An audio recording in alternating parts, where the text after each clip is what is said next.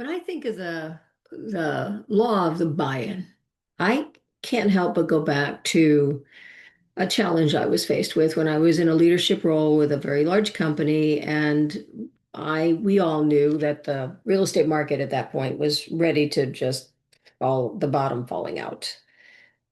And we were given a task by our leaders, and we were all asked, all the management, we were 35 offices in the county, and all the management team was asked to deal with their agent population and get their agent population on accurate splits based on their actual production. And we were told we had a year. I said, okay, I can do that.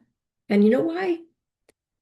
I believed that the people that worked with me respected me enough, that I had enough influence, and that if I presented the right way as to why it needed to be done, they would do it.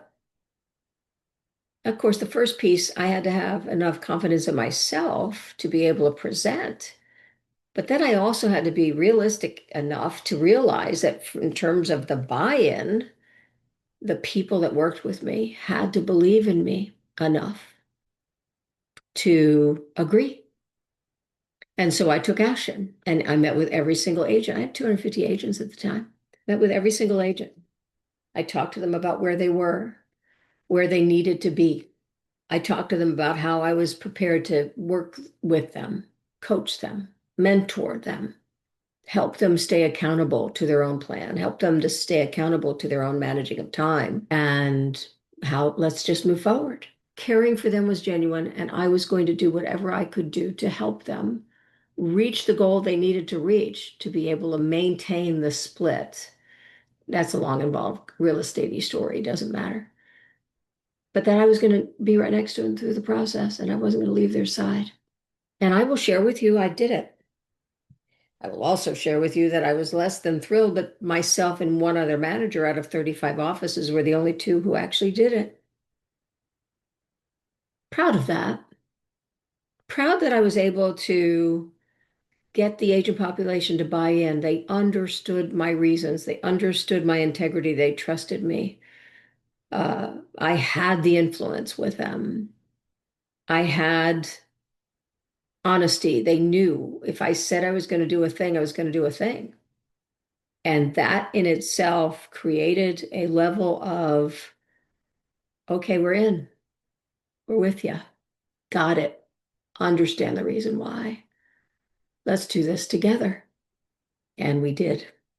And I will share with you that when the market really turned, and it wasn't pretty, my office still did relatively well because my focus was changing mindsets of the people that worked with me. Change how you do what you do, focus on what you can do to be more successful, and we'll do it together. And that's what happened. And so, yeah, I had buy-in. The buy-in was directly attached to the trust from them to me and from the personal influence I had over them in the period of time I'd been there with them through every thick and thin, all of it, because I had trust from them. I had influence with them. I had integrity. And those things attached to the buy-in gives you the buy-in. My purpose, I had a reason for it. I was given a directive. I had a job to do, but I wasn't doing it just for that. I was doing it because I wanted these agents to survive what I knew was coming. Let's do this together. That's the buy-in part. And I was successful.